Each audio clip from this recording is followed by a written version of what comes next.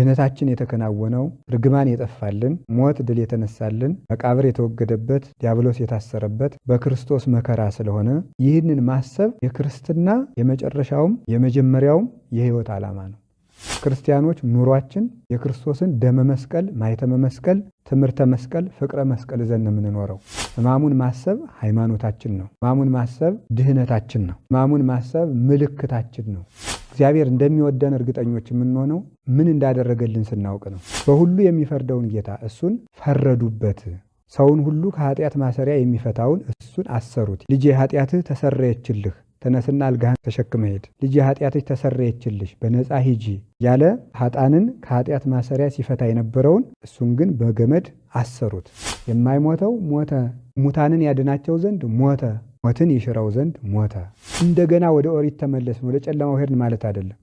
በዚህ ሳምንት ተድላ ደስታ ያደረገ ጌጥ ያጌጠ ደስ ያለው ከሚስቱ ጋር አንድ ወይም ከባሏ ጋር አንድ የሆነ በመኝታ የተገናኘ መብል መጠጥን አብዝቶ የሚደሰት ሰው ቁጥሩ ከአይሁድና ከይሁዳ ጋር ነው ማለት ነው። በሕማማት ይሄ ይደገማል ይሄ አይደገምም የሚባል ጸሎት የለም። በጸሎተ ሐሙስ መቁረብ የሚቻላቸው የተዘጋጁ ሁሉ ይቀበላሉ። በዕለተ ዓርብ ስቅለት ነው። ሕማሙን እያሰብን በወይራ እየተጠበጠብን ይህን የምናደርግበት ምክንያት መስቀል ግን አንሳለምም። ማማተብ ግን ይቻላል። ሳምንቱን ሰውነትን ማማተብ አማትቦ መስገድ ግን አይከለከልም። ለመጥፋታችን ሔዋን ምክንያት ሆነች ካልን ለመዳናችን ማርያም ምክንያት ሆነች የማንልበት ምንም ምክንያት የለንም። አይምሯችን ካላጣን በስተቀር በዚህ ሳምንት ፍታት የለም፣ ክርስትና የለም። ከእሑድ እስከ ትንሣኤ ድረስ የሚሞት ሰው ቢኖር ለዚህ ሁሉ ተጠቅሎ በዕለተ ሆሳዕና ፍታት ይደረግለታል።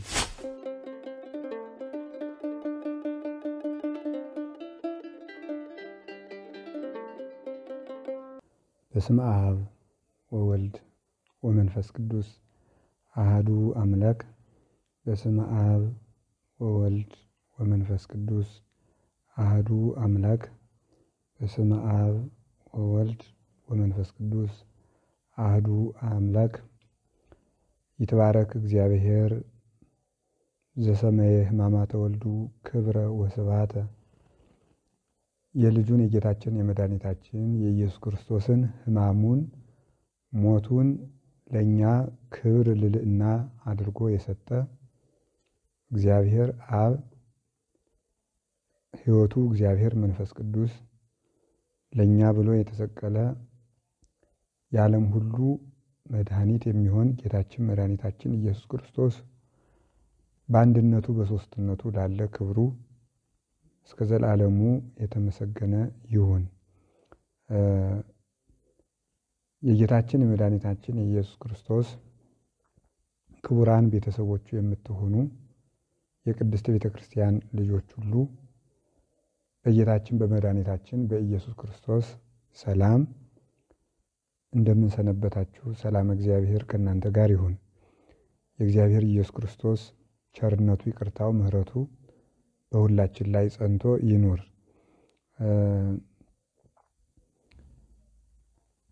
አሁን የመጣው ሰሞን ሰሙነ ሕማማት ነው። ሰሙነ ሕማማትን እንዴት እንደምናሳልፈው ከቅድስት ቤተ ክርስቲያን ስርዓት አንጻር ያለውን ኦርቶዶክሳዊ መንገድን ተከትለን ሕማማቱን እንድናከብር በርዕሰ ገዳማት ወአድባራት ጣና ቅዱስ ቂርቆስ የአባቶችና የእናቶች አንድነት ገዳም የአራቱ ጉባኤ ምስክር ትርጓሜ ትምህርት ቤት ተገኝተን ይህን እናገራለን። ገዳማችን ርዕሰ ገዳማት ወአድባራት ጣና ቅዱስ ቂርቆስ የአባቶችና የእናቶች አንድነት ገዳም በኢትዮጵያ ኦርቶዶክስ ተዋሕዶ ቤተ ክርስቲያን በደቡብ ጎንደር ሀገረ ስብከት በደራ ወረዳ ቤተ ክህነት በጣና ሐይቅ ውስጥ የሚገኝ ጥንታዊ ታሪካዊ ሀብተ መንፈስ ቅዱስን ታሪክንና ምስጢርን የተመላ ገዳም ነው። ከጌታችን ከመድኃኒታችን ከኢየሱስ ክርስቶስ ልደት አስቀድሞ በቅዱስ ዳዊት ልጅ በጥበበኛው ንጉሥ በቅዱስ ሰሎሞን ልጅ በቀዳማዊ ሚኒሊክ አማካኝነት ታቦተ ጽዮን ወደ ኢትዮጵያ በመጣች ጊዜ ማረፊያ ሆኖ የተገኘ ቅዱስ ቦታ ነው። በመጽሐፈ ነገሥት ቀዳማዊ በአንደኛ ነገሥት ምዕራፍ 10 ላይ እንደተቀመጠው ኢትዮጵያዊቷ ንግሥት ማክዳ የሰሎሞንን ጥበብ ልታይ ወደ ኢየሩሳሌም ሂዳ የሰሎሞንን ጥበቡን ተረድታ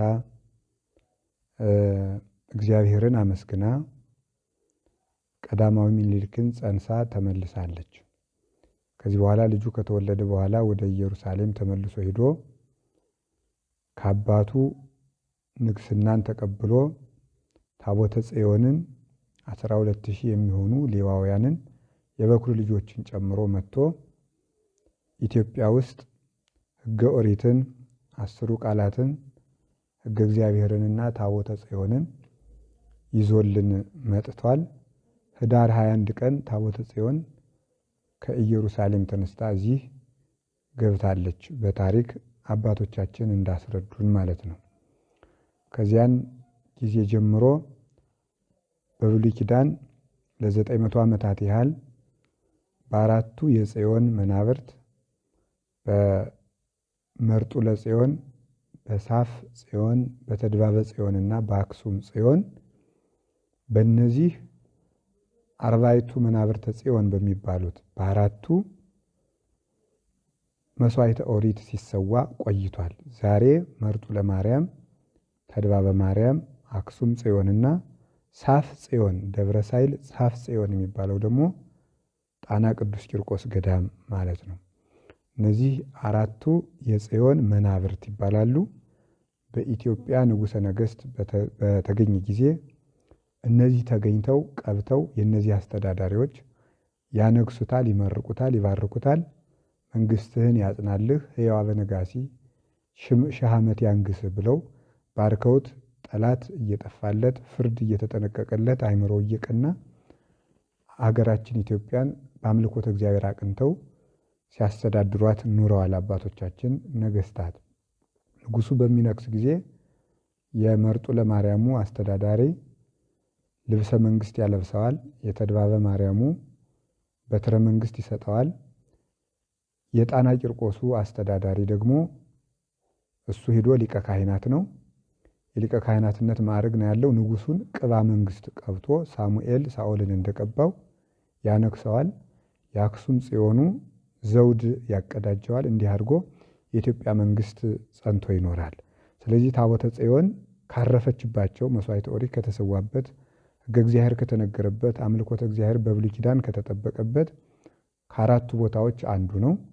ታቦተ ጽዮንም ለረጅም ዘመን አርፋ በኋላ በአክሱም ጽዮን ትገኛለች ማለት ነው። ስለዚህ ይሄ ቦታ በብሉይ ኪዳን ኢትዮጵያ ለነበራት አምልኮተ እግዚአብሔር መሰረት የሆነ ቀብቶ በማንገስ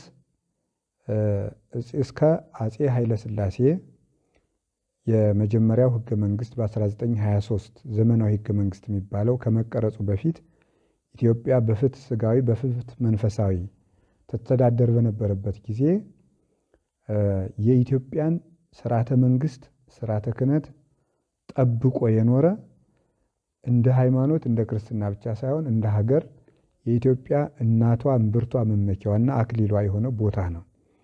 በዚህ ቦታ በኋላ ጌታችን መድኃኒታችን ኢየሱስ ክርስቶስ ሰውን ለማዳን ወደዚህ ዓለም ከመቤታችን ከቅድስት ድንግል ማርያም ከስጋዋ ስጋ ከነፍሷ ነፍስ ነስቶ ፍጹም ሰው ሆኖ ከገነት በፍላጎታችን ተሰደን የወጣነውን ሰዎች እሱ ተሰዶ ስደታችን በስደት ክሶ ርስትን ለመስጠት ወደ ኢትዮጵያ ወደ ግብጽ ተሰዷል።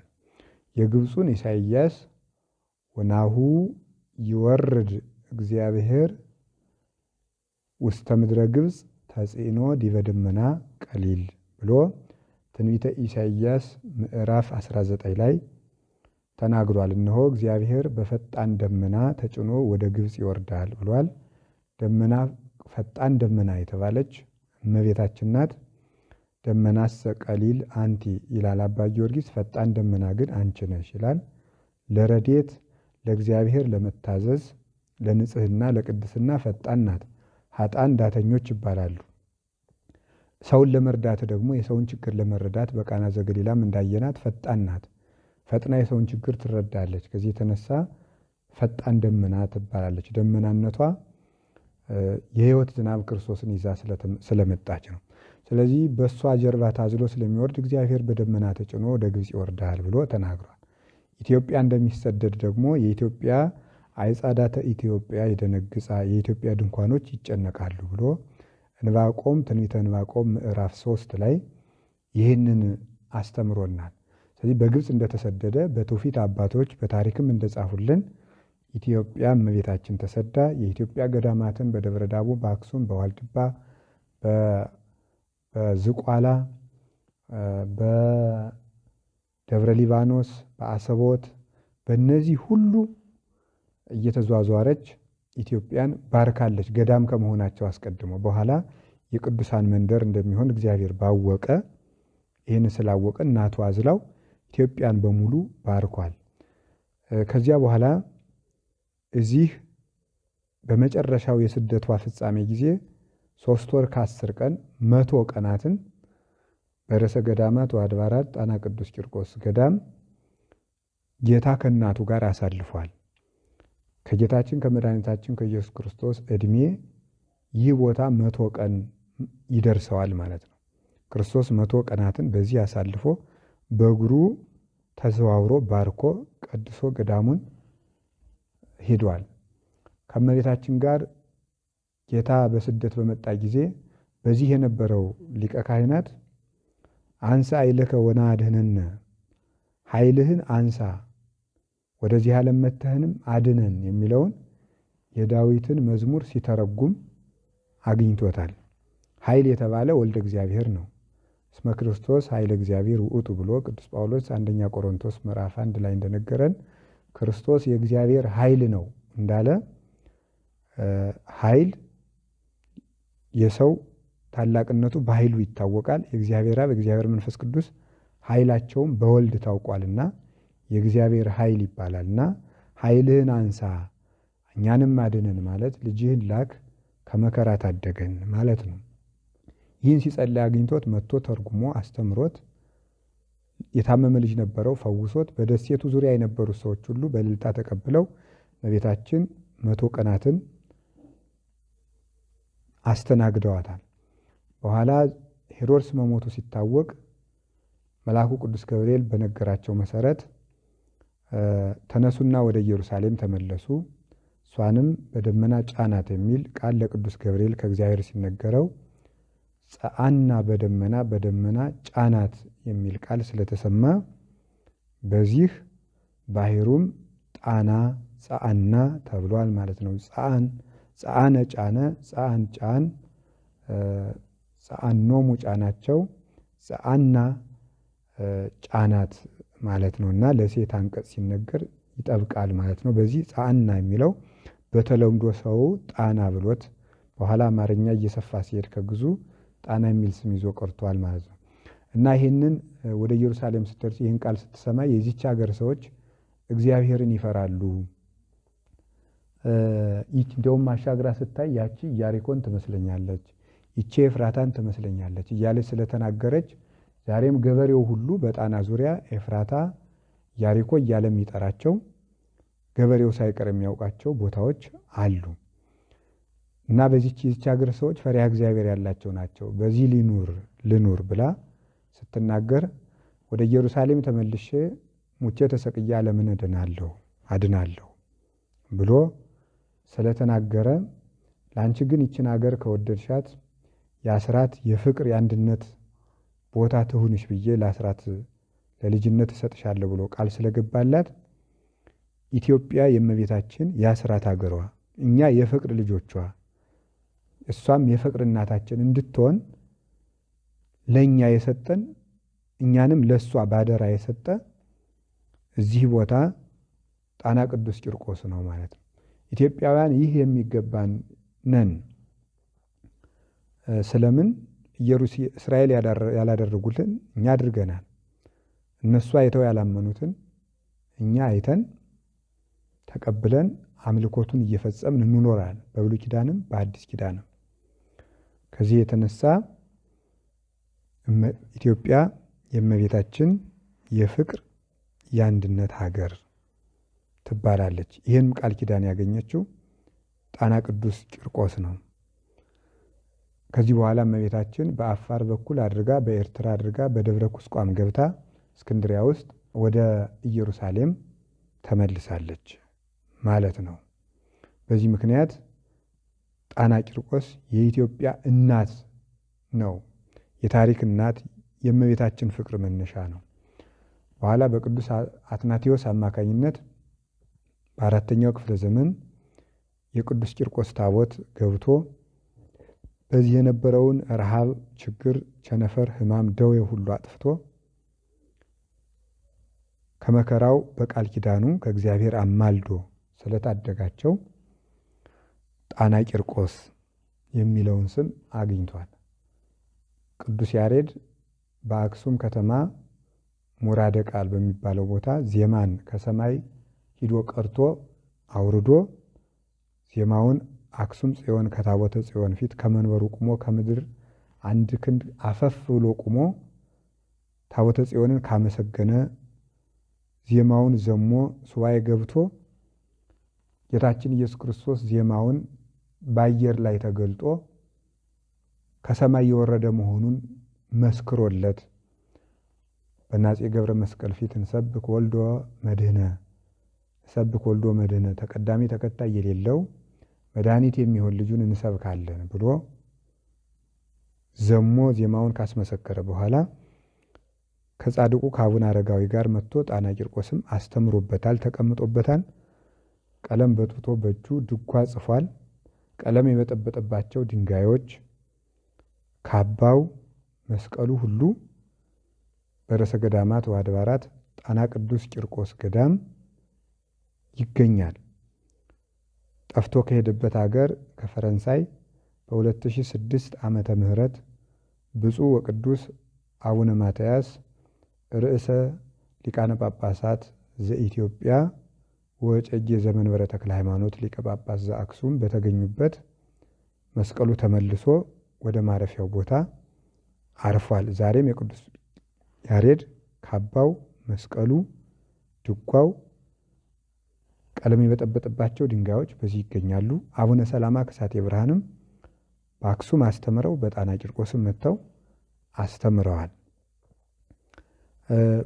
በፊት በኢትዮጵያ ፓትርያርክ በሚሾም ጊዜ በአራቱ መናብርተ ጽዮን በአክሱም ጽዮን፣ በተድባበ ማርያም፣ በጣና ቂርቆስ፣ በመርጦ ለማርያም ሱባኤ ተይዞለት በጸሎት ታስቦ ከአራቱ ጸሎት አስደግሞ መጨረሻ ላይ ሲመት ይፈጸምለታል እና የበረከት ቦታ ነው። ቅዱስ ያሬድ በረከት ያሳረፈበት፣ ቅዱስ ቂርቆስ ያሳረፈበት ዮዲት 40 ዘመናትን የኢትዮጵያ አድባራትን ገዳማትን ስታቃጥል ያልደረሰችበት፣ ግራኝ መሐመድ የኢትዮጵያ ገዳማትን አድባራትን ከ16 ዓመት በላይ ሲያቃጥል ያልደረሰበት ያልገባበት፣ በጸጋ በቅባት በአፄ ሱስንዮስ ጊዜ ኢትዮጵያ ስትታመስ በካቶሊክ አማካይነት ንጉሱ አስገድዶ ኢትዮጵያን ካቶሊክ አድርጋለሁ ባለ ጊዜ ያልገቡበት፣ የቀናች ሃይማኖት የተጠበቀበት 17ኛው መቶ ክፍለ ዘመን ላይ የነበሩት የኢትዮጵያው ሊቅ የኢትዮጵያ ትርጓሜ ቤት መሰላል የሚባሉት መምህር ኤስድሮስ 300 መጻሕፍትን በቃላቸው አጥንተው የተረጎሙበት የቀለም ቀንድ የታሪክ የፍቅር የሃይማኖት የበረከት ስውር ቤተ መቅደስ ያለበት እናታችን ቅድስት ክርስቶስ ሰምራ በባህሩ የተጋደለችበት እናታችን ቅድስት ወለተ ጴጥሮስ የተጋደለችበት 7ቱ የጣና ከዋክብት በዙሪያው ያሉበት እና አቡነ ሂሩት አምላክ እና አቡነ ዘዮሐንስ እና አቡነ ያፍቅረነ እግዚእ አቡነ ያሳይ ዘማን እንዳባ እነዚህ ሁሉ ከዋክብት ዙሪያውን ያሉበት የፍቅርና የሃይማኖት ቦታ ነው። አሁንም በዚህ ገዳም 300 መናንያን ከ100 በላይ የሚሆኑ እናቶች ከ200 በላይ የሚሆኑ አባቶች ያሉበት የዜማ የቅዳሴ ቤተ ጉባኤ ያለበት ቦታ ነው።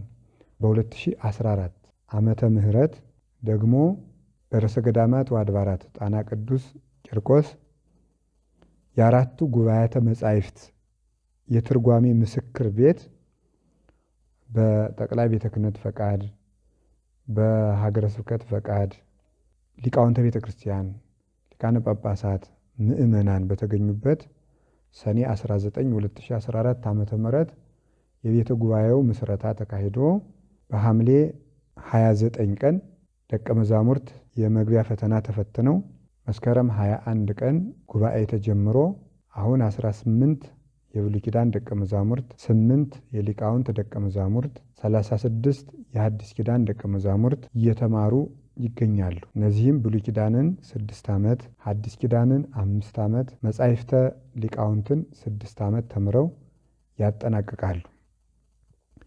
በዚህ ቦታ ታሪኩን አስጠብቆ ለመቀጠል ቤተ ጉባኤው ተመስርቶ 2 ዓመት ሊሞላው ነው። እነዚህ ደቀ መዛሙርትም አሁን እየተማሩ ይገኛሉ ማለት ነው። በዚህ በቤተ ጉባኤያችን ውስጥ እሁድ እሁድ የሚሰጥ ፈውስ መንፈሳዊ የሚባል ጉባኤ አለን። መናንያን፣ ደቀ መዛሙርት፣ ገዳሙን ለመሳለም የመጡ እንግዶች ሁሉ በገዳሙ ቅጥር ግቢ ያሉ ምዕመናንም ሆነ ሊቃውንት ተሰብስበው ትምህርት ይሰጣል በሳምንት በሳምንት። ይህ ጉባኤ ፈውስ መንፈሳዊ ይባላል። ፈውስ መንፈሳዊ የተባለበት ዋናው ምክንያት ሥጋ በምድራዊ መድኃኒት ይጠገናል፣ በምድራዊ ምግብ ይጠገናል። ነፍስን ግን የሚጠግናት የነፍስን ደዌ ፈውስ የሚሰጣት ግን ቃለ እግዚአብሔር ነው። ሲሲታ ለነፍስ ቃላቲሁ ለእግዚአብሔር፣ የነፍስ ሕይወቷ ምግቧ የእግዚአብሔር ቃል ነው። ቅዱስ ቄርሎስ እንዳለ ጌታም በዮሐንስ ወንጌል ምዕራፍ 6 ላይ ወዝኒ ቃል ዘአነ ነገርኩክሙ መንፈስ ውእቱ ወይሃዩ፣ አሁን እኔ የምነግራችሁ ቃል መንፈስ ነው ያድናል እንዳለ ድህነት የሚጀመረው በእግዚአብሔር ቃል ነው። ፈውስ የሚጀመረው በእግዚአብሔር ቃል ነው። የእግዚአብሔር ቃል ነፍሳችንን ሲፈውሳት ሥጋችን ደግሞ ጤናን ያገኛል። ሁለተኛ ደግሞ ፈውስ መንፈሳዊ ያልነው ጉባኤውን መጀመሪያ ክርስቲያኖች ቅድሚያ ልንሰጠው የሚገባ የነፍሳችንን ጤንነት ነው። ሥጋዊ ጤንነት ልንድን እንችላለን። ባንድንም ሰውነታችን በመታመሙ ምክንያት ገሃነም ልንገባ አንችልም። በሽታ ሲኦል አያወርድም፣ ሥጋን ያሰቃያል እንጂ። ኃጢአት ግን ነፍስን የሚያሰቃይ ነፍስን የሚጎዳ፣ ነፍስ በመጎዳቷ ምክንያት ደግሞ ሥጋ ጨምሮ ገሃነም እንዲወርድ የሚያደርግ ክፉ ደዌ ነው ኃጢአት። ስለዚህ ቅድሚያ ሊሰጠው የሚገባ ነፍስን መዳኗ ነው። ይኸውም ሊታወቅ ጌታ በምድር ላይ ያስተማረው ሰው ብዙ ነው፣ የፈወሰው ግን ጥቂት ነበረ። ጥቂት ዕውራንን ነው ያበራ፣ ድውያንንም ጥቂት ነው የፈወሰ፣ ደንቆሮም ጥቂት ነው የፈወሰ። ያስነሳቸው ሙታንም 3 ናቸው። ያስተማራቸው ሰዎች ግን 5 ገበያ የሚያህል ሕዝብ ነበረ። ስለዚህ ፈውስ ያደርግ የነበረው ካህሊነቱን ለማስረዳት ሰዎች ጌትነቱን እንዲያውቁ የባሰባቸውን ከመከራ ለማውጣት ነው እንጂ ክርስቲያኖች ክርስቲያን የሆነው ፈውስ ለማግኘትና ሥጋዊ ጤንነት ለማግኘት አይደለም። ዓላማችን ክርስቶስን ተከትለን መንግስቱን ለመውረስ እንጂ የጤና ጉዳይ አይደለም። ጤናን ዓላማ አድርገን አይደለም ክርስቲያን የሆነው። ብንታመምም ብንሰቃይም የማይድን በሽታ ቢይዘንም ከክርስቶስ ልንወጣ አይገባም። ፈውስ መንፈሳዊ ነው ዓላማችን። ይህንኑ ማድረግ ያለብን። የሚያስደንቀው ጌታ ብዙ ምዕመናንን ፈውሷል። በሥጋም የፈወሳቸው ካስተማራቸው አንጻር ግን ጥቂት ናቸው ብለናል። ከ12ቱ ሐዋርያት ግን አንድ ያዳነው ሰው የለም። በሥጋ የፈወሰው አንድ እንኳ የለም። ጴጥሮስን ከዚህ በሽታ አዳነው፣ ታዲዮስን ከዚህ በሽታ አዳነው፣ ያዕቆብን፣ ዮሐንስን፣ ናትናኤልን፣ ቶማስን፣ ማቴዎስን አንዱንስ እንኳ ይሄን በሽታ አራቀለት ተብሎ አልተጻፈም። ለምን? የክርስቶስ ደቀ መዝሙር መሆን ለጤንነት ጤና ለማግኘት ተብሎ አይደለም። ለጤና ብሎ የመጣ ሰው ሌላ ጤና የሚሰጠው ካገኘ መልሶ ክርስቶስን ሊክደው ይችላል። ዓላማችን ከጤንነት ባሻገር ክርስቶስን መምሰል፣ እግዚአብሔርን መምሰል፣ ከክርስቶስ ጋር ተዋሂደን መኖር፣ ለሰማይ መንግስት ተስፋ መያዝ ነው። ለሚታየው አካል ተብሎ ክርስቲያን መሆን አይገባም። ወዘሰ ያስተርኢ ኢኮነ ተስፋ ያለው ቅዱስ ጳውሎስ ለዚህ ነው ሮሜ ምዕራፍ 8 ላይ የሚታየውን ተስፋ ማድረግ ተስፋ አይደለም ብሏል። ተስፋችን የሚታየውን አይደለም። ስለዚህ ፈውስ መንፈሳዊ ያልነው ለነፍስ ጤንነት ቅድሚያ እንስጥ። ለአይምሮ ጤንነት ቅድሚያ እንስጥ። አይምሯችን በድንቁርና ነፍሳችን በኃጢአት ከመጎዳት ነፃ ከሆነች ስጋችንም ነፃ ይሆናል። ይህንን ዓላማ እናድርግ። አባቶቻችንም ያስተማሩት መንፈሳዊ ጤንነትን ትኩረት አድርገው ነው። ቅዱስ ጳውሎስ ያስተማረው ሀገር ቁጥር ስፍር የለውም። ፈወሳቸው ተብሎ የተነገረላቸው ሰዎች ግን ጥቂት ናቸው። ቅዱስ ጳውሎስ ያስተማረው ሀገር ሰፊ ነው። በሮሜ አስተምሯል። በ11ዱም ሐዋርያት ዕጣ አብሮ እየሄደም አስተምሮ ተመልሷል። ይህም ሁሉ ሲያደርግ ግን የፈወሳቸው በጥላው የፈወሳቸው ሰዎች ከመነገሩ በቀር ብዙ አልተጻፈም። ቅድሚያ ለመንፈሳዊ ጤንነታችን እንድንሰጥ፣ አይምሯችን እንዳይጎዳ፣ ለአይምሮ ሰላም የሚበጀን መንፈሳዊ ፈውስ ነው። በዚህ መሰረት ፈውስ መንፈሳዊ የሚባል ጉባኤ አለን እሁድ እሁድ። ይህ የሚተላለፍበት የቤተ ጉባኤው የመገናኛ መረብ ወይም ሚዲያ ፈውስ መንፈሳዊ ዘጣና ቅዱስ ቂርቆስ የአራቱ ጉባኤያት ምስክር ቤት የሚል ሚዲያ አለን።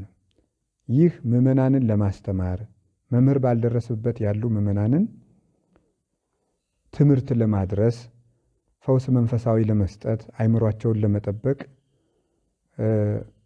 እንደ አባቶቻችን እንደ ሐዋርያት ጸጋ ኑሮን ዓለምን ዙረን ባናስተምር እግዚአብሔር በመምህራን አድሮ ያስተማረንን ትንሽ ዕውቀት ምዕመናን ባሉበት ሆነው እንዲደርሳቸው እግዚአብሔር ዘመንን ዋጅቶ በሰጠን ነገር ለማድረስ ታስቦ የታቀደ ነው።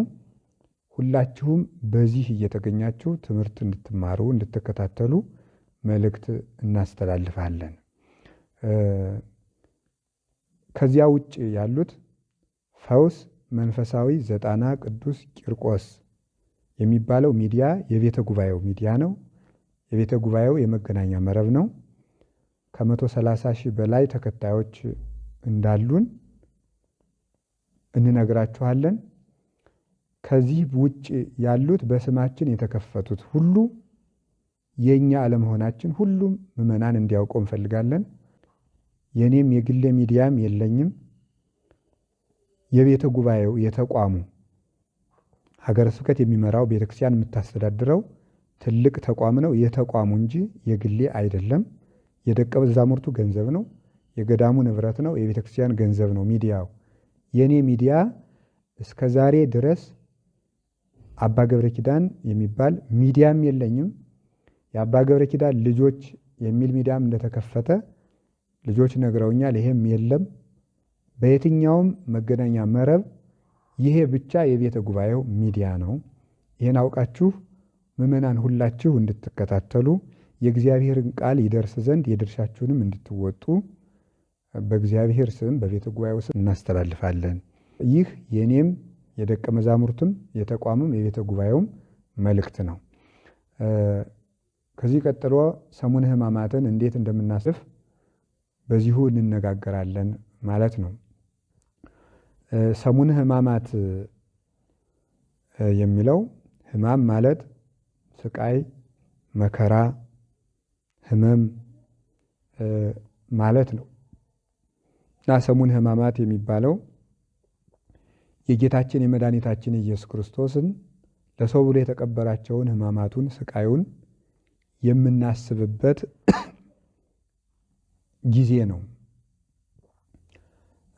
ይሄንን የምናስብበት ምክንያት የሃይማኖታችን ነገር የተፈጸመው በዚህ ስለሆነ ነው።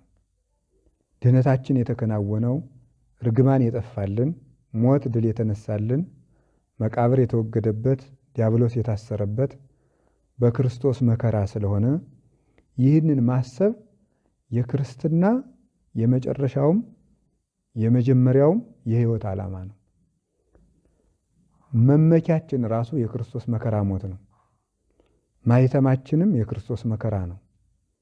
ወረቀት ተጽፎ ሕጋዊነቱ እንዲረጋገጥ ማኅተም እንደሚደረግበት ሁሉ እኛም የክርስቶስ የመሆናችን ምልክት ሕማሙን ስቃዩን መሳተፋችን ነው እና ቅዱስ ጳውሎስ ኢይዝያህር እንከ ዘእንበለ በመስቀሉ ለእግዚእነ ኢየሱስ ክርስቶስ በጌታችን በመድኃኒታችን በኢየሱስ ክርስቶስ መስቀል ካልሆነ በቀር ሌላ ትምክህት ከኔ ይራቅ፣ በሌላ በምንም አልመካም ብሎ ገላትያ ምዕራፍ 6 ቁጥር 14 ላይ ነግሮናል። አልቦ ዘያነጥየኒ ማንም ሰው እንግዲህ አያዳክመኝ እስመ ማኅተመ ሥጋሁ ለክርስቶስ እጸውር በሥጋዬ የክርስቶስን ማኅተም የመስቀሉን ማኅተም በሥጋዬ ተሸክሜያለሁና ማንም አያድክመኝ ይላል። ክርስቲያኖች ኑሯችን የክርስቶስን ደመ መስቀል፣ ማኅተመ መስቀል፣ ትምህርተ መስቀል፣ ፍቅረ መስቀል ይዘን ነው የምንኖረው። ያለዚህ የምንኖረው ኑሮ የለንም።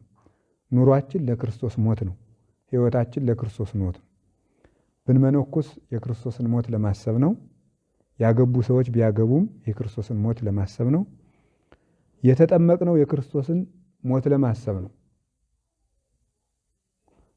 ወተቀበርነ ውስተ ጥምቀት በሞቱ ቅዱስ ጳውሎስ ሲናገር በጥምቀት ከሱ ጋር ተቀብረናል ይላል። ሮሜ ምዕራፍ 6 ላይ ሲናገር ከቁጥር 5 ጀምሮ በጥምቀት ከሱ ጋር ተቀብረናል ይላል። ሞቱን ነው የምንሳተፈው።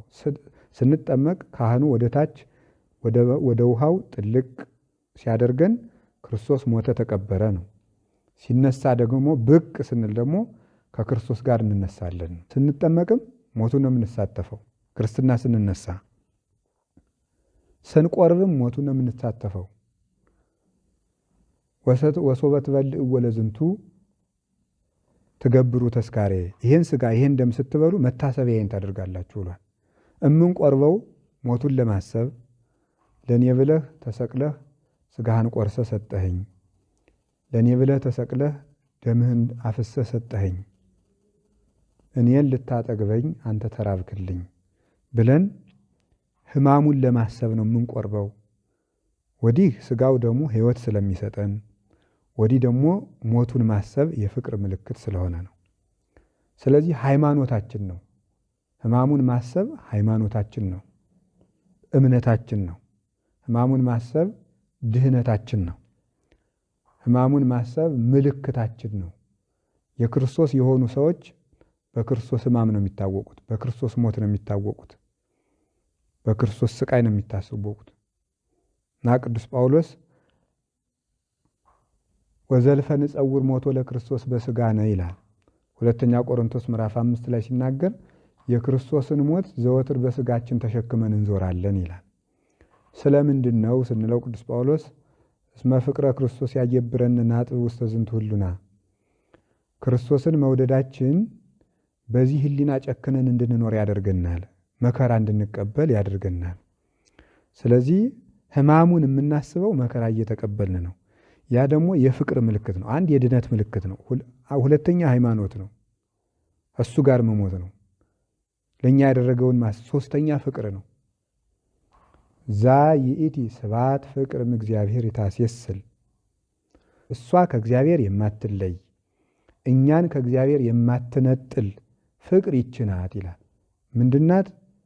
ሕማሙን ማሰብ ፍስሐ ዘይትወዳ ዘቦቱ የማይነጥፍ የማያልቅ ደስታ ያለው የክርስቶስን ሞት ማሰብ የማያልቅ ፍቅር ነው ይላል። የማይፈጸም ፍቅር፣ የማይነጥፍ የደስታ ምንጭ።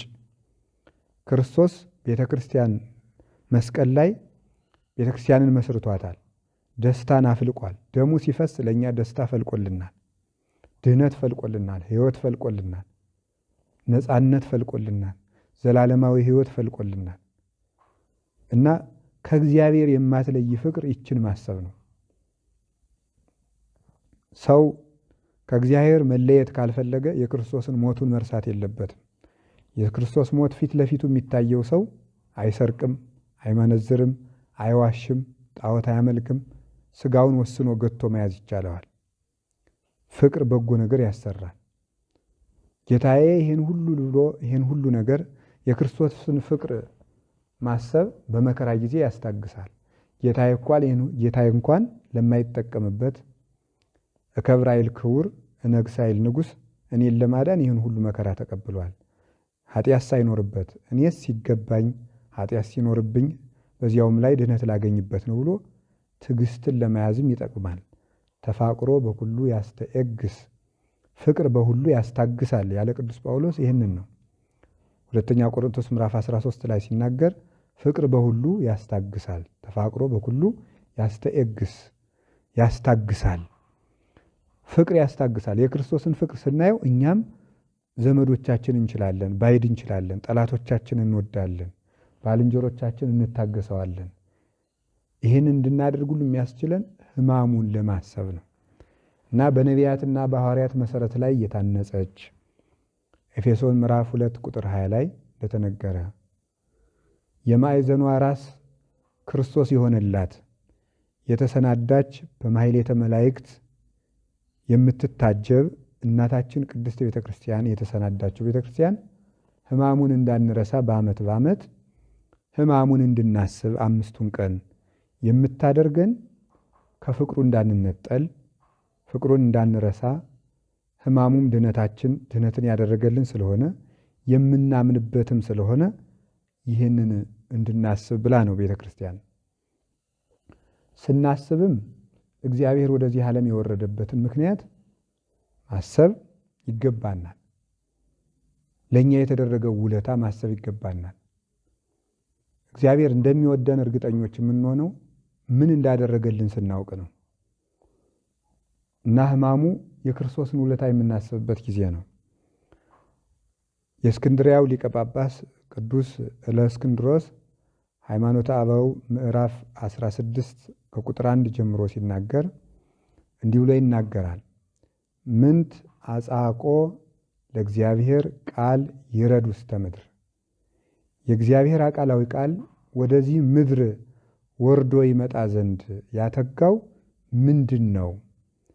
ወይስ ሰገው እምቅድስት ድንግል ማርያም ከቅድስት ድንግል ማርያም ሰው ሆኖ ሥጋን ለብሶ ይወለድ ዘንድ ያተጋው ምንድን ነው? ወይ ጠብለል በአጽርቅት በጨርቅ ተጠቅልሎ ትታቀፈው ዘንድ እስከዚህ ድረስ ያደረሰው ምንድን ነው? ወይት ወደይ ውስተ ጎል በበረት ይጣል ዘንድ ያተጋውስ ምንድን ነው? ወይጥቡ አጥባተ እምብሲት ከድንግሊቱ ከመቤታችን ከሴት ወተትን ጡትን ለምኖ ጠብቶ ያድግ ዘንድ ይህን ሁሉ ያተጋው ምንድን ነው? ወይጠመቅ በውስተ ዮርዳኖስ በዮርዳኖስ ለመጠመቅስ ያተጋው ያስገደደው ምንድን ነው?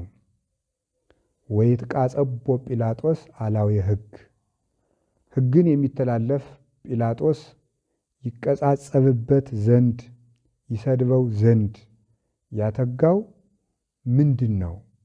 ወይስ ሰቀል ዲበ ዕፀ መስቀል በመስቀል ይሰቀል ዘንድስ ያተጋው ምንድን ነው? ይትወደይ ውስተ መቃብር በመቃብር 3 መዓልት 3 ሌሊት ተቀብሮ ስኩብ ሆኖ ዓለምን የያዘ አምላክ ይቆይ ዘንድ ያተጋው ምንድን ነው?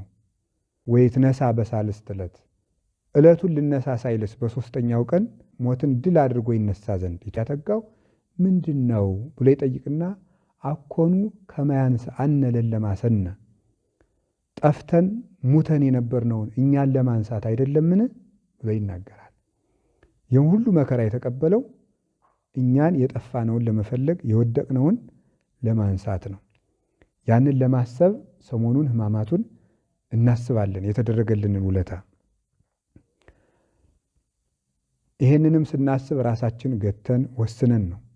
ለመኮንን ኮነንዎ ይላል እለእስክንድሮስ ከዚሁ ቀጥሎ ዝቅ ብሎ ሲናገር በሁሉ የሚፈርደውን ጌታ እሱን ፈረዱበት። ወለዘይፈትሕ የማይሰራ ኃጢአት አሰርዎ ሰውን ሁሉ ከኃጢአት ማሰሪያ የሚፈታውን እሱን አሰሩት ይላል። ሰውን ሁሉ ከኃጢአት ማሰሪያ ታድገ ለከ ኃጢአትከ ልጄ ኃጢአትህ ተሰረየችልህ ተነስና አልጋህን ተሸክመ ሄድ። ተሃድገ ለኪ ኃጢአትኪ ልጅ ኃጢአትሽ ተሰረየችልሽ በነፃ ሂጂ እያለ ኃጣንን ከኃጢአት ማሰሪያ ሲፈታ የነበረውን እሱን ግን በገመድ አሰሩት። ነፃነት ያለው ሲሆን እኛም ሰሞኑን ነፃነት ያለን ስንሆን ነፃነት ከተሰጠን በኋላ መስቀል መሳለምን አቁመን ቅዳሴ ከልክለን ሰውነታችን በጾም አስረን ወሰን ገተን እንኖራለን። መስቀል የማንሳለመው በዚህ ሳምንት ነፃነት ስላልተሰጠ ድነት ስላልተደረገ ሳይሆን እሱ ነፃነት እያለው ነፃነት እንደሌለው እንደ ባሪያ ቅዱስ ጳውሎስ ወነሳ አርአያ ገብር የባሪያን መልክ ይዞ መጣ ብሎ ፊልጵስዩስ ምዕራፍ 2 ላይ እንደተናገረ ቁጥር 8 ላይ ባለጸጋው ድሃ ሆነ የባሪያን መልክ ይዞ መጣ እንዳለ የባሪያን መልክ ይዞ መጣ የተባለው ንጉሥ ስለሆነ ነው። ንጉሥ እሱ የባሪያን መልክ ይዞ የማይታሰረው ታሰረ ነፃነት እያለው እኛም በነፃነት ዘመን ለ5 ቀን መስቀል ሳንሳለም አዝነን ተክዘን ቤተክርስቲያን ጻይሏን ጽዋዋን ልብሰ ተክህኖዋን ሁሉ አውጥታ እያዘነች ለፈጣሪዋ ትሰነብታለች። ለኛ ብለን ሁሉ ኖርክልን። እኛ ማህሌት እንድንቆም ትምህርት እንድናስተምር ወንጌል እንድንማር እንድናስተምር እንድንጠመቅ እንድንቆርብ ገነት መንግስተ ሰማያት ገብተን እንድንኖር ከሞት ነፃ እንድንሆን ያደረከን አንተ እንደ ባሪያ ታስረህ ነው ለማለት ሰሞኑን ያን እስራቱን ለማሰብ ይህን እናስባለን ማለት ነው። ወለዘይ እህዝ ዓለመ አሃዝዎ ዓለምን በመሃል እጁ እንደ ጽህና አንጠልጥሎ እንደ ወርቅ አንከብሎ እንደ እንቁላል በመሃል እጁ እችን ዓለም ጭብጥ አድርጎ የያዛትን ጌታ ይዘውታል። በጥቂት ወታደሮች እንዲያዝ እንዲጋፋ ተደርጓል። በዚህ ጊዜ ቤተክርስቲያን ይሄን ለማሰብ ሁሉንም ነገር ትይዘዋለች። ጌታ የተይዟል ብላ ቅዳሴውን ያዝ ታደርገዋለች። ማህሌቱን ያዝ ከበሮች ሁሉ ባሉበት እንዲቆሙ ታደርጋቸዋለች። ምዕመናን ስጋቸውን እንዲይዙ እንዲገቱ እንዲወስኑ ታደርጋለች።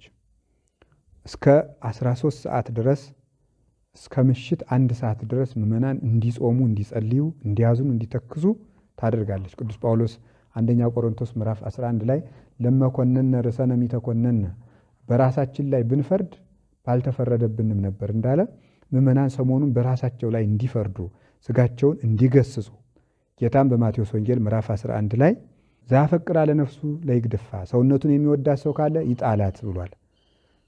ይጣላት የሚለውን በገራይተ መስቀል ሰውነቱን ዘር አድርጎ መስቀልን እርሻ አድርጎ ይጣል ማለት ነው። ይጣል ማለት ሰው እየተነሳ ይውደቅ ማለት አይደለም። ዘር እንዲያፈራ እርሻ ላይ ይጣላል። ስለዚህ ሰውነቱን የሚወድ ካለ በሕማማተ መስቀል በመከራ መስቀል ይጣላት። ወዘገደፋ ለነፍሱ ይረክባ ሰውነቱን በገራይተ መስቀል ያገኛት ከብራ ያገኛታል። ስንዴን ከእርሻ ላይ የጣለ 60 ሆኖ አፍርቶ እንዲያገኘው ሰውነቱን ወደ ሕማማት ያስገባ ሰው አከብራ አጽደልትላ አብርታ የክርስቶስን ብርሃን ለብሳ ያገኛታል። ይህን እንድናስብ በገራይተ መስቀል እንገባለን። ለዘይሁብ ሕይወተ ለሰብ ለሰው ሁሉ ሕይወትን የሚያድለውን ጌታ አስተይወ ብሂአ ወሐሞተ ሐሞትን ከርቤን መራራ መጠጥን አጠጡት ይላል። ይህን ለማሰብ ምዕመናን ሰሞኑን ላፋቸው ምረት እስኪሰማቸው ድረስ የጨው ቂጣ እየበሉ እስከ ምሽት 1 ሰዓት ድረስ እየዋሉ ላፋቸው ምረት እስኪሰማቸው መራራ ሐሞት ለኛ የተቀበለልንን ጌታ በማሰብ እንጾማለን ማለት ነው። ሕማማቱን የምናስበው ይሄ ነው። የማይያዘው ተያዘ ብለን እኛም ራሳችን እንይዛለን እንገታለን። የማይታሰረው ታሰረ ብለን ነፃነታችንን ቅዱስ ጳውሎስ ለነፃነታችሁ አርነት አትስጡት ብሎ ገላትያ ምዕራፍ 5 ቁጥር 2 ጀምሮ እንደነገረን አርነት አትስጡ፣ የሥጋ ፈቃዳችሁን አታሰናብቱት ብሎ እንደተናገረን ነፃነታችንን ስጋችንን ወስዘን ራስን መግዛትን ሰጥተን እንሰነብታለን። ይህንን ሳምንት ማለት ነው። ጌታ የሞተበት ምክንያት አለው። ሳይሞት ማዳን ይችል ነበር። ነገር ግን እኛ በድለናል። እግዚአብሔር ፈራጅ ነው፣ መሐሪ ነው። መሐሪ ብቻ አይደለም ፈራጅ ነው። ፈራጅ ብቻ አይደለም መሐሪ ነው። ፈራጅ ስለሆነ ምህረቱ አይቀርም፣ ምሕረት ስላለው ፍርዱ አይቀርም። ስለዚህ አዳምን የዘላለም ሞት ትሞታለህ፣ የሞት ሞት ትሞታለህ ብሎ ፈርዶበታል። የሞት ሞት ትሞታለህ፣ ይፈረድብሃል፣ ይህን እንጨት ከበላህ ብሎታል። ፈረደበት። የዘላለም ሞት ነው ብሎታል። ስለዚህ አዳም የዘላለም ሞት ስለተፈረደበት ሞተ። የኦሪት ዘፍጥረት ምዕራፍ 3 ቁጥር 22 ላይ እንደነበ አዳም መሬት ነህ፣ ወደ መሬትነት ትመለሳለህ፣ አዳም ከኛ እንዳንዱ ሆነ ብሎ ተስፋውን ሰጥቶታል፣ ነግሮታል። አሁን እዚህ ላይ አንድ ነገር አለ። አዳም እንደሞተ ቢቀር እግዚአብሔር ባያድነው የእግዚአብሔር መሐሪነቱ ወዴት አለ? እግዚአብሔር ደግሞ አዳምን ዝም ብሎ ና ይቅር ብያለሁ ብሎ ወደ ገነት ከመለሰው የእግዚአብሔር ፍርዱስ ወዴት ይቀራል? ስለዚህ ካሳ መካስ ነበረበት ማለት ነው። ፍርዱ እንዳይጓደል ካሳ፣ የይቅርታ መታረቂያ፣ ማስታረቂያ መቅረብ ነበረበት። ፍርዱም እንዳይቀር፣ ምሕረቱ እንዳይቀር አዳም መዳን አለበት። ፍርዱ እንዳይቀር መታረቂያ ካሳ መኖር አለበት። ስለዚህ ይህንን ደግሞ ለማድረግ ማን ሊችል ይችላል? ብዙ በጎች ታርደዋል በብሉይ ኪዳን። እነዚያ ሊሆኑ አይችሉም። ነቢያትም ሊያደርጉት አይችሉም። ወሞቱ ብዙሃን ነቢያት ቅዱሳን ወይበቋ ሞቶሙ ለትውልደ ሰብ በዘይድህን እሞት ይላል ቅዱስ ቄርሎስ ድርሳነ ቄርሎስ ላይ ሲናገር። ብዙ ነቢያት ብዙ ቅዱሳን ሞቱ፣ ሞታቸው ግን ለማንም አልጠቀመም። ለምን? እነሱ ራሱ መርገም አለባቸውና። ማዳም እስከ ሙሴ ቀነዮሙ ሞት፣ ከአዳም እስከ ሙሴ ያሉትን ሁሉ ሞት ገዛቸው ብሎ ቅዱስ ጳውሎስ እንደተናገረ ሁሉም በአዳም መርገም ተይዟል። ከአንድ ዛፍ የቆረጧትን እንጨት ብዙ ከብት እንደሚነዱባት ሁሉ ጨንገሯን ከአዳም በተገኘ መርገም የአዳም ልጅ ሁሉ ተነድቶ ወደ ሲኦል ይገባ፣ ወደ መቃብር ይወርድ ነበረ። ይህን ሊታደግ የሚችል የሰው ልጅ የለም። ከአዳም እስከ ሙሴ የሚለው ከሙሴ በኋላ ያሉት ርግማን የለባቸውም ማለት አይደለም። በሙሴ ሕግ ያሉትን ሁሉ ማለት ነው። እስከ ሙሴ የሚለው በሙሴ ሕግ የሚተዳደሩትን እስከ ክርስቶስ ያሉትን ሕጉን የሚያጠቃልል ነው። እነዚህ ሁሉ በመርገሙ ስላሉ፣ ስለዚህ ነቢያት ይህን ማድረግ አይቻላቸውም። መላእክት ካሳ ክሰው ከእግዚአብሔር ጋር አዳምን እንዳያስታርቁት ደግሞ መልአክ ተፈጥሮውን ለውጦ ሰው የመሆን ስልጣን የለውም። ፍጥረት ሁሉ የተፈጠረበትን አካል ጠብቆ እንዲኖር በእግዚአብሔር የተፈጠረ ነው እንጂ አንዱ ባህሪውን የመለወጥ ስልጣን የለውም። አውሬም አውሬ ሆኖ ነው መኖር የሚችለው። በግም በግ ነው፣ ፍየልም ፍየል ነው። መልአክም መልአክ ሆኖ መኖር ብቻ ነው የሚችለው። ስለዚህ መላእክት አይችሉም፣ ፍጡር ናቸው። አሁን አዳምን ምን ያድነው?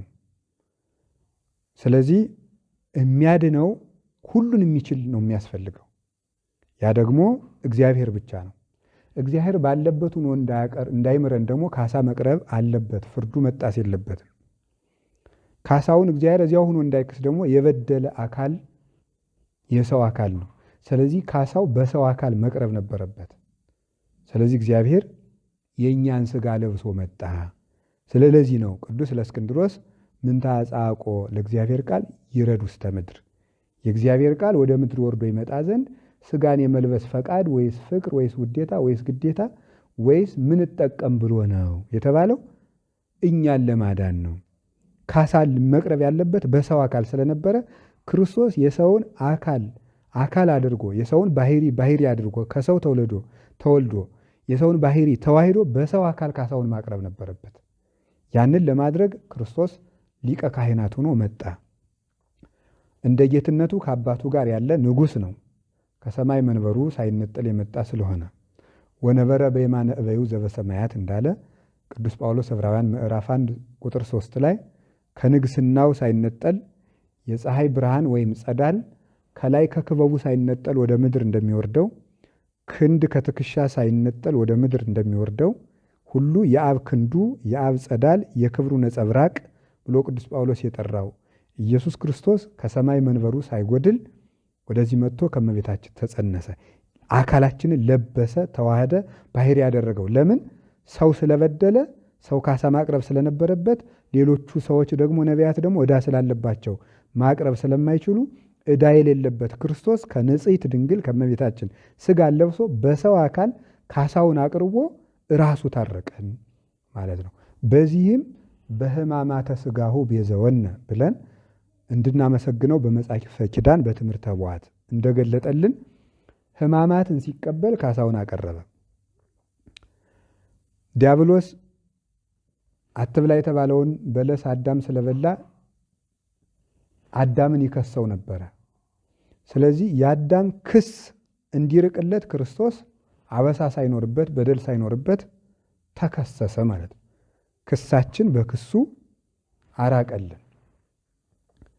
ሴት በተሳሳተችው ስህተት ጠፍተን ስለነበረ በሴት የመጣውን ዕዳ በሴት ለመመለስ ከሴቲቱ ከድንግል ማርያም ተወልዶ መጣ። ቅዱስ ጳውሎስ ገላትያ ምዕራፍ 4 ላይ ዋመበጻ ጊዜሁ ፈኖ እግዚአብሔር ወልዶ ዋሕደው ተወልደም ብእሲት ገላትያ ምዕራፍ 4 ቁጥር 4 ላይ የዘመን ፍጻሜ በደረሰ ጊዜ እግዚአብሔር ልጁን ላከ፣ አንድ ልጁን ላከ፣ ከሴትም ተወለደ። ከሴት ተወለደ የሚለው ዝም ብሎ የተጻፈ አይደለም። አንድ ያለ ወንድ ከሴት ብቻ ስለተወለደ ነው እንጂ ለማንም ሰው በመጽሐፍ ቅዱስ ከሴት ተወለደ እየተባለ አይጻፍለትም። ድሮስ ሰው ከማን ሊወለድ ኖሯል? ከእናት ነው የሚወለደው። የክርስቶስ ግን ከሴት ተወለደ የተባለ ከሴት ብቻ ለማለት ነው። ሁለተኛ ዕዳው የመጣ በሴት ስለነበረ በሴት የመጣውን በሴት ለማዳን አንድ ካሳ ከሴቲቱ በመጸነስ ካሰልን ማለት ነው። በመብል ጠፍተን ነበረ፣ ተራበልን። መብል አድርጎ ሥጋውን ሰጠን፣ ደሙን ሰጠን። በለስን ለመብላት እግራችን እየሮጠ ወደ በለስ ሂዶ ነበረ። እግሩን ተቸነከረና ወደዚህ ዛፍ አትሂዱ ተብሎ የተነገረንን ትእዛዝ ለተላለፍንበት መተላለፍ እግሮቹን በመቸንከር ካሳ ካሰልን። ዓይኖቻችን ወአፍተዋ ለሔዋን ይላል። ሴቲቱም እጹ አስጎመጃት ተብሎ ኦሪት ዘፍጥረት ምዕራፍ 3 እንደተጻፈ ጎምጅታ ነበር።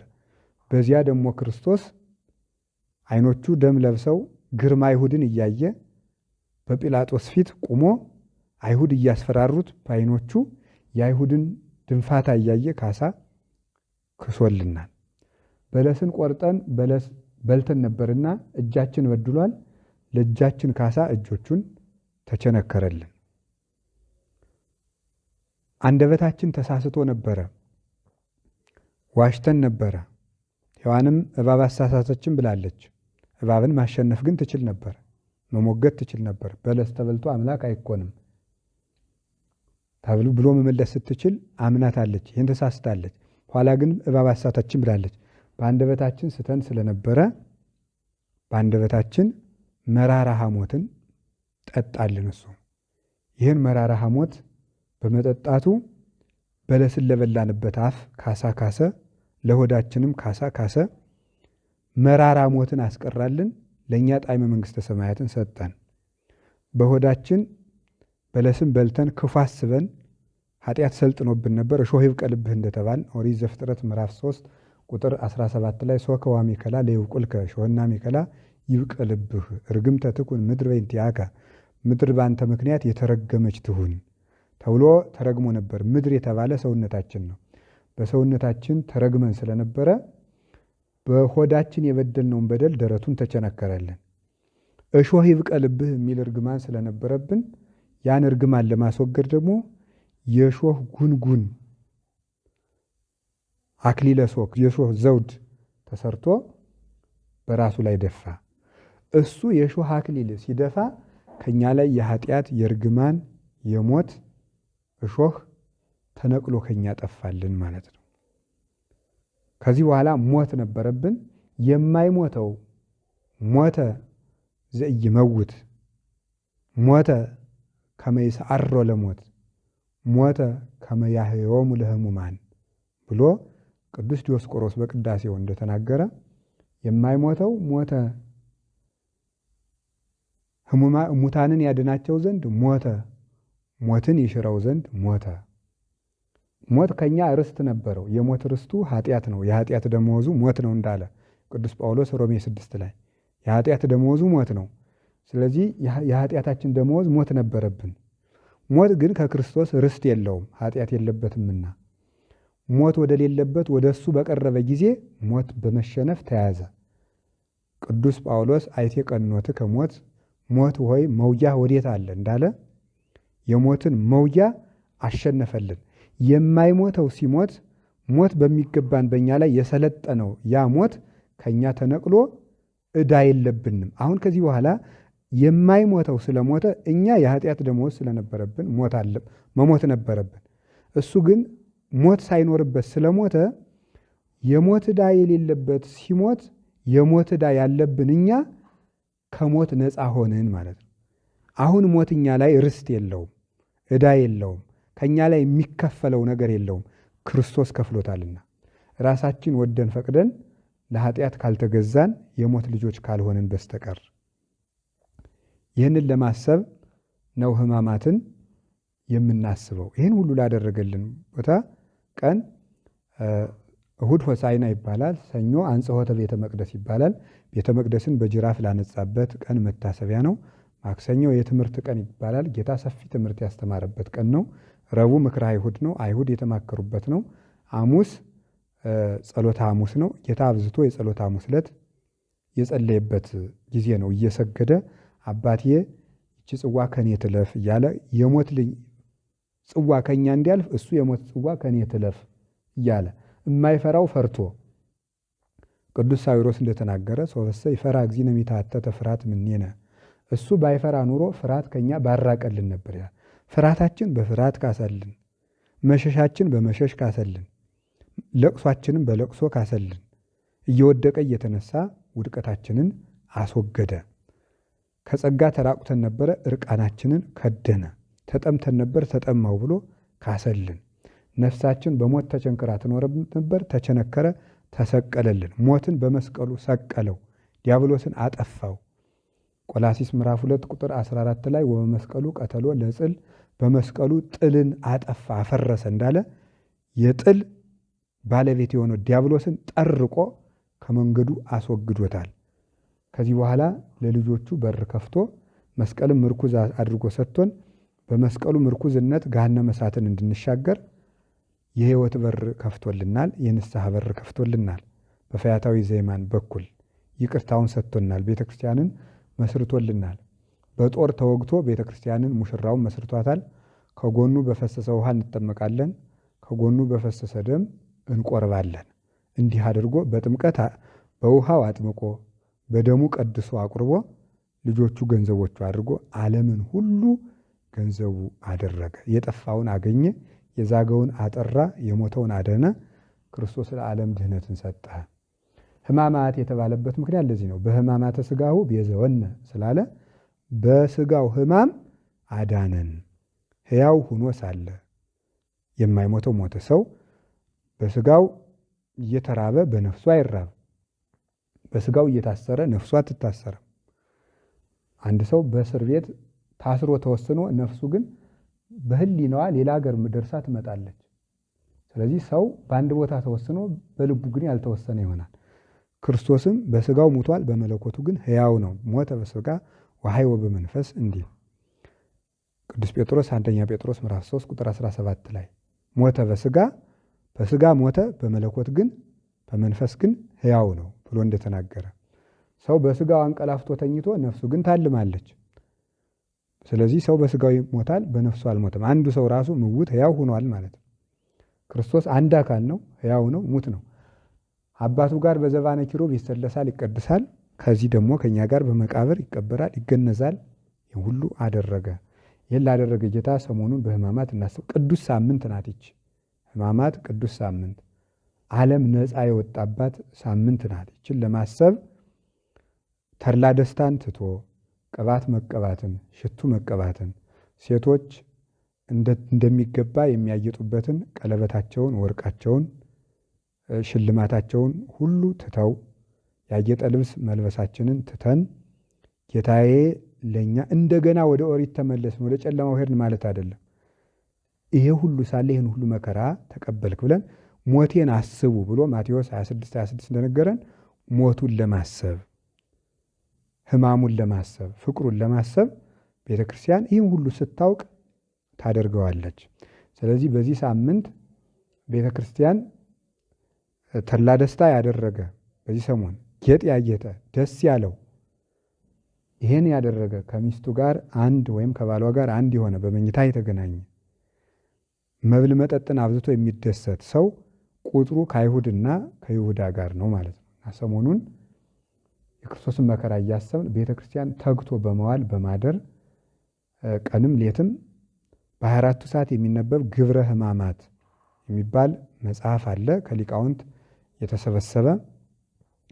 ይህንን ግብረ ሕማማት በሕማማት የ6 ወር ጎዳና እንኳን ቢሆን ሂዶ ቢታጣ ሊሰሙት ይገባል።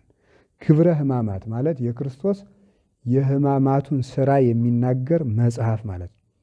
መጽሐፉም ሌላ አይደለም። ከነቢያት ከሐዋርያት የነ ኢሳይያስ የነ ኢዮብ የነ ኤርምያስ የነቢያት የሐዋርያት መጽሐፍ ቅዱስ ሃይማኖተ አበው ሊቃውንት ሁሉ ያመሰጠሩት ትርጓሜ ሕማሙን የሚናገረው ተውጣቶ ሊቃውንት አባቶቻችን ሐዋርያት አባቶቻችን በዲድስቅልያ ከሰሩት ከሲኖዶሳቸው ከአዲስ ኪዳን ከብሉይ ኪዳን ከሊቃውንት መጽሐፍ ተውጣቶ የተዘጋጀ የክርስቶስን መከራ አንቀጹን የሚናገር መጽሐፍ ነው። ያንን ቁጭ ብሎ እየሰሙ ወሬ ሳያወሩ ሐሳብ ስጋዊ ነገርን ትቶ ስራ ሳይሰሩ ወደ ግል ስራ ሳያዘወትሩ በቤተ ክርስቲያን ተወስኖ መቆየት ይገባል። የሚቋረጥ ጸሎት የለም። መልክ ይደገማል። በዚህ ሳምንት አይደገምም የሚል መጽሐፍም የለም። ሰላምታ ጸሎትም ይደገማል። ለምን? መልክአ ሕማማቱ ራሱ ሰላምታ ነው። ከሚደረሱ መጻሕፍት መካከል መኃልየ ዘሰሎሞን አንዱ ነው። መኃልየ ዘሰሎሞን ደግሞ መልክ ነው ራሱ። የቤተ ክርስቲያንን ዓይኗን፣ ጥርሷን፣ ጉንጯን ሲናገር የቤተ ክርስቲያን ውበት ነው። ወንድሜ ነጭ ነው፣ ቀይ ነው፣ ራሱ ጥቁር ነው፣ ዓይኑ የርግብ ዓይን ይመስላል የሚለው ሁሉ ይሄ ሁሉ የክርስቶስ መልክ ነው። ይሄ ዓይኑ ገክብር ወውጾ ዘያውፀቦ እደ ኬንያ የሚለው ሁሉ አንጥረኛ ያልሰራው ጉትቻ ያለው ነው እያለ የሚናገረው ክርስቶስን ነው። ይሄ ሁሉ ጌጥ ያለው ማለት የባህሪ ክብር አለው፣ በዘራ ወራዙት ያልተወለደ ማለት ነው አንጥረኛ የተባለ። ይሄ ሁሉ መልክ የሚገልጥ ነው። ታዲያ መኃልየ ዘሰሎሞን መልክ አይደገምም በተለምዶ በሚባልበት በቀዳሚት ዕለት የሚነበብ በማሕሌት የሚቆም ቃለ እግዚአብሔር ነው። ሰላምታው መልክ ነው። ቅባ ብርሃኑ ለገጽ ሰላም ለኪ፣ ስቴ ወይን ዘነፈራጽ ሰላም ለኪ፣ ቀስተ ኪዳኑ ለኖህ ሰላም ለኪ። ስለዚህ እየተባለ ሁሉ ሰላም ለኪ እየተባለ ነው የሚደረስ። መልክአ ሕማማት ነው። ስብሐት ለከ ሰላም ለከ ሰላም ለክሙ እየተባለ ነው መልክአ ሕማማቱ የሚደረስ። መልክአ ስዕልም ይባላል። ስለዚህ በሕማማት ይሄ ይደገማል ይሄ አይደገምም የሚባል ጸሎት የለም። ከስንፍና በቀር ግብረ ሕማማትን ከምናደርስበት ጊዜ በቀር የምናደርሳቸውን ጸሎቶች ሁሉ ይደረሳል። ቤተ ክርስቲያንም ኪዳኑን ቅዳሴውን የምታቆመው የክርስቶስን ሕማም ለማሰብ ተድላ ደስታውን አቆይታ በሌላ ቃለ እግዚአብሔር ተክታ ስታደርስለት ትሰነብታለች። ይኸውም እንዳይታጎል የሰኞ የማክሰኞ የረቡዕ ኪዳን እንዳይታጎል በዕለተ ሐሙስ 3 ኪዳኖችን መላልሳ በማድረስ እነዚህ ሁሉ ትፈጽማቸዋለች። ስለዚህ ይህን በማድረግ ቤተ ክርስቲያን ፍጹም በመዋል ቢቻል የጨው ቂጣ በመብላት የተቻለው ከታመመ ሰው በቀር ደዌ ከጸናበት በቀር በጨው ቂጣ እየበሉ ከሚጣፍጥ ምግብ በቀር ሆኖ ይህንን መጸለይ ይገባል። ቤተ ክርስቲያን መዋል አለብን። ግብረ ሕማማቱን መስገድ ብቻ ሳይሆን ግብረ ሕማማቱ የሚነበበውን ንባብ መስማት ይገባል። በዚህ ሰሞን ተድላ ደስታ ማጌጥ የለም። በጸሎተ ሐሙስ ሁሉም ምዕመናን ይቆርባሉ፣ ስጋው ደግሞ ይቀበላሉ። መቁረብ የሚቻላቸው የተዘጋጁ ሁሉ ይቀበላሉ። ተዘጋጅተን እንቀበላለን ስጋው ደሙን። ለምን? የጸሎተ ሐሙስ ዕለት ብቻ የሚቀደስበት ምክንያት የጸሎተ ሐሙስ ዕለት ሐሙስ ሐዋርያትን አቁርቦ ዓርብ ስለተሰቀለ ያንን ታሳቢ ማድረግ የዛለት ምስጢረ ክህነትን ለማስተማር ስርዓተ ቁርባንን ለማስረዳት 12ቱን ብቻ አቁርቧል። ዛሬ ግን ስጋው ደሙ ለሁሉ ስለተሰጠው ሁሉም ምዕመናን ይቆርባሉ ማለት ነው። በዕለተ ዓርብ ስቅለት ነው። ሕማሙን እያሰብን በወይራ እየተጠበጠብን ይህን የምናደርግበት ምክንያት ወይራ ጽኑ ነው። ጌታችን ኢየሱስ ክርስቶስ የተቀበለው መከራ ጽኑ ነው። ከበረከተ መከራህ አሳትፈኝ፣ ቅዱስ ጳውሎስ በሕማሙም በሞቱም ልመስለው እወዳለሁ ብሎ ፊልጵስዩስ ምዕራፍ 3 ቁጥር 11 ላይ እንደነገረን ሞቱን በሚመስል ሞት ለመሳተፍ ወይራ እየተጠበጠብን ኃጢአታችን እየተናዘዝን እንፈጽመዋለን። በፍጹም ትጋት ሆነን ዓርብ በ11 ሰዓት በ12 ሰዓት ስርዓቱ ከተፈጸመ በኋላ ነፍሳትን ከገነት ስላወጣ ጌታ ንሴብሖ ለእግዚአብሔር ስቡሐ ዘተሰብሐ ፈረሰ ወመስተጽእነ ወረወ ውስተ ባሕር ፈርዖንን ከነፈረሰኛው ፈረሰኛውን ከነፈረሱ ፈርዖንን ከነሰራዊቱ አስጥሟል እና ኦሪት ዘጸአት ምዕራፍ 15 ቁጥር 1 ላይ እንደተነገረ ስቡሕ ክቡር ምስጉን የሚሆን እግዚአብሔርን ልናመሰግነው ይገባል የሚለው በቅዱስ ያሬድ ዜማ ሊቃውንቱ ያደርሳሉ። ምዕመናንም እልል እያሉ ቤተክርስቲያኑ እናውዳለን ማለት ነው። ይህ የሆነበት ምክንያት ግብፅ እስራኤል ይህንን ንሴብሖ የሚለውን የዘመሩት እስራኤል ከግብፅ ሲወጡ ማርያም የሴቶች አቀንቃኝ ወይም የማህሌት አቀባይ፣ ሙሴ የወንዶቹ ነው ዘምረውታል ከግብፅ ላወጣን ብለው።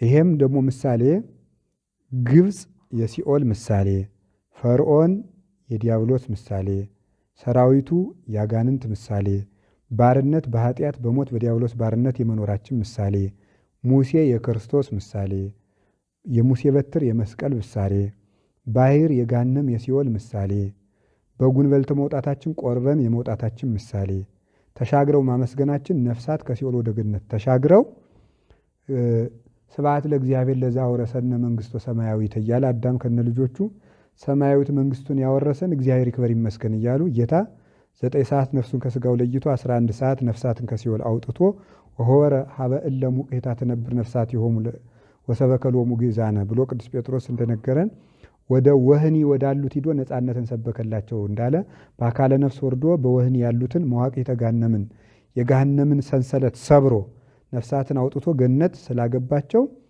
ንሴብሖ እስራኤልን ከባሕረ ኤርትራ እንዳሻገረ እኛንም ከሲኦል ባሕር አሻገረን ብለን ንሴብሖ ብለን እንዘምራለን። የዚያ ጊዜ ይፍታሕ ይድግ ያንጽሖ ይቀድስ ተብሎ እግዚእነ ወአምላክነ ወመድኃኒነ ኢየሱስ ክርስቶስ ሠራየ ኃጢአት ደምሳሴ አበሳው ተካፌ ንስሐ ዘወሃቡ ስልጣነ ለሐዋርያት በዛይመረ መንፈስ ቅዱስ እስራኤልክሙ ኃጢአተክሙ ዘገበርክሙ ንስክሙ እስከ ይእዜሰ አበው ካህናት ወአበው ዲያቆናት አግብርቱ ሃይማኖት በበስምክሙ ኩኑ ፍቱሐነ ወንጹሐነ ይረሴክሙ ድልዋነ ለመንግሥተ ሰማያት ወንጹሐነ እምኃጢአት እግዚኦ መሐረነ ክርስቶስ ተብሎ ንሴብሖ ከተባለ በኋላ 12 ጊዜ እግዚኦ መሐረነ ክርስቶስ ይባላል። በእንተ እግዝእትነ ማርያም መሐረነ ክርስቶስ ይባላል። ይህ ምክንያት ይቅርታውን የሰጠን በእመቤታችን ስጋ ተገልጦ ስለሆነ ለመጥፋታችን ሔዋን ምክንያት ሆነች ካልን ለመዳናችን ማርያም ምክንያት ሆነች የማንልበት ምንም ምክንያት የለንም አይምሯችን ካላጣን በስተቀር። ስለዚህ በእንተ እግዝእትነ ማርያም መሐረነ ክርስቶስ ብለን 12 ጊዜ መጨረሻ ላይ እግዚአብሔር ይፍታሕ ይባላል ዓርብ ማታ። መስቀል ግን አንሳለምም። መስቀል የማንሳለምበት ምክንያት ጌታችን ኢየሱስ ክርስቶስ ለሐዋርያት ሰላም ለእናንተ ይሁን ብሎ ሰላሙን ሰጥቶ ያረጋጋቸው እሁድ ስለሆነ በትንሣኤ ያንን ለማሰብ ክርስቶስ ተንሥአ እሙታን በዐቢይ ኃይል ወሥልጣን አሰሮ ለሰይጣን አግዓዞ ለአዳም ሰላም እምይእዜሰ ይኩን ፍስሐ ወሰላም። ክርስቶስ ተንሥአ እሙታን ክርስቶስ ከሙታን ተለይቶ ተነሳ በዐቢይ ኃይል ወሥልጣን በገናና ጌትነቱ በገናና ስልጣኑ በታላቅ ስልጣኑ ከሞት አምላክ እንደመሆኑ ሞት ይይዘው ዘንድ አልቻለም እንዳለ ቅዱስ ጴጥሮስ የሐዋርያት ሥራ ምዕራፍ 2 ላይ ሞት ይይዘው ዘንድ በማይቻለው በጽኑ ስልጣኑ ከሞት ተነሳ። አሰሮ ለሰይጣን ሰይጣንንም በመስቀል ስልጣን አሰረው። አግዓዞ ለአዳም አዳምን ነፃ አወጣው። እምይእዜሰ ከእንግዲህ ወዲያ ክርስቶስ ከተሰቀለልን የሲኦል በር ከተሰበረልን ዲያብሎስ ከታሰረልን ሞት ከተሸነፈልን ይእዜሰ ኮነ ፍስሐ ወሰላም ከዛሬ ጀምሮ ፍስሐ ተድላ ደስታ ሆነ ተብሎ ይሄ ደስታ ሲሰበክ ይሄን ብለው መስቀልን ያሳልሙናል። ማማተም ግን ይቻላል ሳምንቱን። ለምን የማንባረክበት ምክንያት ሐዘንን ለመግለጥ የጌታችን መከራውን ለመግለጽ ስቃዩን ለማሰብ ሰላም የሚሰጥ አምላክ ሰላም እንደሌለው አድርገው እያንከላከሉ እያዳፉ ሰቀሉት ለማለት ሰላም የምናገኝበትን መስቀል ሳንሳለም እንሰነብታለን እንጂ ሰውነትን ማማተብ አማትቦ መስገድ ግን አይከለከልም። ይህንን አድርጎ አርብ ማታ ለእሑድ እስከ እሑድ ድረስ አክፍሎ መዋል ይገባል። ማንኛውም ሰው ማክፈል ይገባል። ይህንንም አባቶቻችን ሰለስቱ ምዕት በሃይማኖተ አበው ምዕራፍ 21 ቁጥር 27 ላይ ኢትጹም በመዋዕለ ሰናብት ከመ ኩሎን መዋዕል፣ እንደ ሌሎች ቀኖች ዓርብ ረቡዕን እንደምትጾምበት ከሰኞ እስከ ዓርብ በአርባ ጾም እንደምትጾም አድርገህ በሰንበት ቀን አትጹም። ዘእንበለ አሐቲ ዕለተ ሰንበት በማኅተወ ፋሲካ፣ የፋሲካ የእሑድ ዋዜማ ከምትሆን ከአንዲት ዕለተ ሰንበት ከቀዳሚት በቀር አትጹም። አመሃሎ እግዚእነ ውስተ መቃብር፣ የሰማይና የምድር ጌታ ኢየሱስ ክርስቶስ በመቃብር ውስጥ ከዋለባት ከአንዲት ከቀዳሚት በቀር አትጹም ብለው ያችን ቀን እመቤታችን ሐዋርያት ከጸሎተ ሐሙስ ጀምረው ነው የጾሙት። ከዚህ ጀምሮ ጾመው ጌታ ሲነሳ ካላየን አንበላም ብለው ሐሙስ ማታ እንደቀመሱ እስከ እሑድ ድረስ ጾመውታል። የተቻለው ግን ሰው ደካማ ስለሆነ አንዲቱን ቀን ጌታ ከተቀበረ ጀምሮ ግን ማክፈል ይገባናል ማለት ነው። ፋሲካ ማለት መሻገር ማለት ነው። ፋሲካ ብሂል በዕብራይስጡ ቃል ፔሳህ ይባላል። መሻገር ማለፍ ማለት ነው። ማለፍ የተባለበት ምክንያት እስራኤልን ሞቱ ስላለፋቸው ነው። ሞተ በኩር በጉን እያየ ስላለፋቸው ነው። እንግዲህ ደግሞ የክርስቶስን ደም እያየ እኛንም ሞት አልፎን ይሄዳል። መሻገር ማለት ነው። ከግብፅ ወደ ከነዓን ተሻግረዋል። እኛንም ከሲኦል ወደ ገነት ስላሻገረን ፋሲካችን ክርስቶስ እስመ በፋሲካነ ተሰቅለ ክርስቶስ፣ ቅዱስ ጳውሎስ አንደኛ ቆሮንቶስ ምዕራፍ 5 ቁጥር 7 ላይ ፋሲካችን ክርስቶስ ታርዷልና መሻገሪያችን ክርስቶስ አሻጋሪያችን ክርስቶስ ታርዷልና ይላል እና በዚህ ሰዓት መለወጥ፣ ራስን መለወጥ፣ ከክፋት መውጣት፣ ከነውር መውጣት፣ ከአድማ፣ ከዘረኝነት፣ ከመለያየት፣ ከዝሙት፣ ከተንኮል፣ ከነፍስ መግደል፣ ከነገር ሥራ፣ ሰዎችን ከማሰቃየት፣ ከክፋት፣ ከቂም፣ ከበቀል ያልተሻገረ ሰው ፋሲካን አከበርኩ ማለት አይቻልም። ስለዚህ ሁላችንም ፋሲካውን እንድናከብር ከነገ እሑድ ጀምረን ይቅርታን አድርገን በዕለተ ሆሳዕና ሳምንቱን ነፃነት ያለው አምላክ ነፃነት እንደሌለው ስለታሰረ ፍታት አይካሄድበትም። ፍታት የለም። ቅድም ለእስክንድሮስ አለ እንዳልነው ከኃጢአት የሚፈታውን አሰሩት ስላልን እኛም ደግሞ ነፃነት ሳለን በዚህ ሳምንት ፍታት አይደረግም። ከእሑድ እስከ ትንሣኤ ድረስ የሚሞት ሰው ቢኖር ለዚህ ሁሉ ተጠቅሎ በዕለተ ሆሳዕና ፍታት ይደረግለታል ማለት ነው። እሑድ ቤተክርስቲያን ተገኝቶ መፈታት ይገባል ማለት ነው። ከዚያ በኋላ ፍታት የለም፣ ክርስትና የለም። በዚህ ሳምንት ቀናቸው የሚደርሱ ክርስቲያኖች ቢኖሩ ወይም ደግሞ 40 ቀን የሞላው ወንድ ልጅ 80 ቀን የሞላት ሴት ልጅ ብትኖር ዕለቱን እንደማለፍ አይቆጠርባቸውም። እሑድ ክርስትና ይነሳሉ ማለት ነው፣ ይሰነብታሉ። ንዑሰ ክርስቲያን አዲስ ተጠማቂ ካደጉ በኋላ ክርስቲያን የሚሆኑ ምዕመናን ቢኖሩ ሐሙስ እግራቸውን አብረው ይታጠባሉ፣ አይከፈልባቸውም። ቁርባን ግን አይቆርብም። ክርስትና የሚነሱት የሚጠመቁት ግን እሑድ ነው ማለት ነው። ይህንን አድርገን ስርዓቷን ጠብቀን አክብረን ጌታችን መድኃኒታችን ኢየሱስ ክርስቶስን ፋሲካችን ክርስቶስን ተከትለን ከኃጢአት ወደ ጽድቅ፣ ከክደት ወደ ሃይማኖት፣ ከመለያየት ወደ አንድነት፣ ከጠብ ከክርክር ወደ ፍቅር፣ ከሞት ወደ ሕይወት እንድንሻገር ሀገራችን ኢትዮጵያም ወደ ሰላም እንድትሻገር፣ መለያየት እንዲጠፋልን፣ ፍቅር እንዲነግስልን፣ በሀገር ያለው ሁከት ዘረኝነትና ክፋት እንዲጠፋልን፣ ፍቅር አንድነትን አስበን ከእሑድ ጀምረን ታርቀን በፍቅር ሆነን ማሳለፍ ይገባናል። የሰላም አምላክ ኢየሱስ ክርስቶስ ሕማሙን መከራውን ለእኛ ተቀብሎ ነፍሳትን እንዳሻገረ ሀገራችን እንዲያሻግርልን እኛንም እንዲያሻግረን ከጥፋት እንዲያወጣን ቅዱስ ፈቃዱ ይሁንልን። ለፋሲካው ያድርሰን። ፋሲካችን ኢየሱስ ክርስቶስ ዘወትር ከኛ ጋር ይሁን። ስብሐት ለእግዚአብሔር ወለወላዲቱ ድንግል ወለመስቀሉ ክቡር ለዘላለሙ አሜን። ይቆየን።